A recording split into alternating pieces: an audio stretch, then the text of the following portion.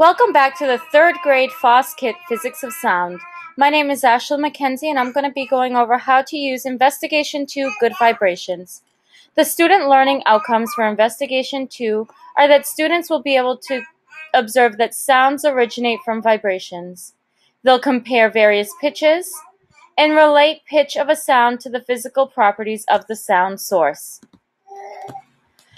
In this teacher's guide, either the hard copy that you have from attending the science trainings or on the FOSWeb website, you can locate Investigation 2 Good Vibrations. It will go over all the parts, including materials, things you need to know, and guiding questions. For this particular investigation, there are 3 parts: vibration and pitch, length and pitch, and tension and pitch. Though there are only 3 parts, this will take roughly 4 class sessions in order to teach.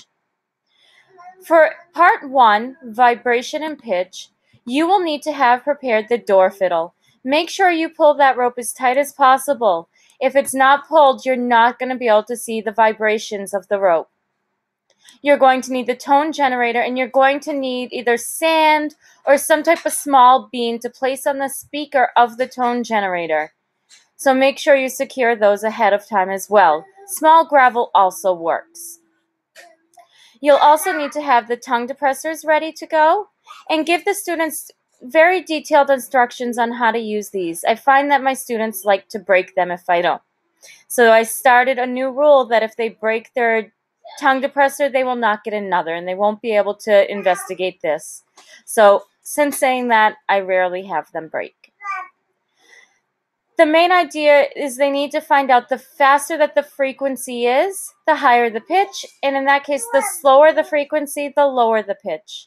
If you look in the bottom right-hand corner, I have this, and I like to hang this up in my room for my ELL and also my SPED students, and also my regular ed students need this visual as well. Slow, low pitch. They both have LOW. I highlight it, underline it, just like I did in this guide for students to see. Part 2, length and pitch. This is the one that will take us 2 class sessions. The way that I like to break it up is I like to have each class be in groups of 4 different groups. Each group will get 1 instrument at a time. They'll get about 10 minutes to investigate the instrument, each student getting time to use it and seeing how the various lengths of the tool change the pitch, and then I'll read the question that's on their notebook that they are to answer, and they'll have 5 to 8 minutes of silent time to record their thoughts. Again, if you're planning on doing the water phones, you need to make sure that you secure those glass bottles ahead of time. They're not in the kit. Noise level for this investigation, a whisper or below, I tell my students. And again, we have that ELL and SPED connection. Long equals low pitch, and just the opposite, short equals high pitch. Part 3, tension and pitch. Prepare ahead of time the 2 different instruments to be used. I prepare this by tying the string with the paper clips and one end with the pencil, and for the other instrument, I do the paper clip and then a string through a cup with a paper clip. I have the students secure this to the table leg that they'll be using, but I have to give detailed instructions and actually demonstrate how to do that. So make sure you try to do it first before having the students do it. Again, we have that ELL and SPED connection here. LO, loose instruments, low pitch. Again, you have the same LO in all 3 things for low pitch, and that's a good reminder for students.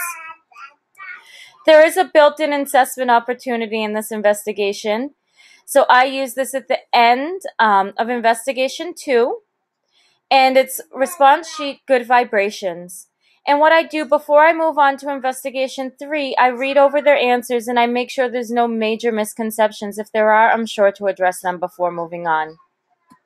Some tips and tricks. I create a visual word wall. I do this for all of my units, actually. I put pictures of the definition and the definition word, so that way students have the visual of what it is along with the correct spelling. I like to give background of the instruments, especially the kalimba. The students like to hear how it's an African thumb piano.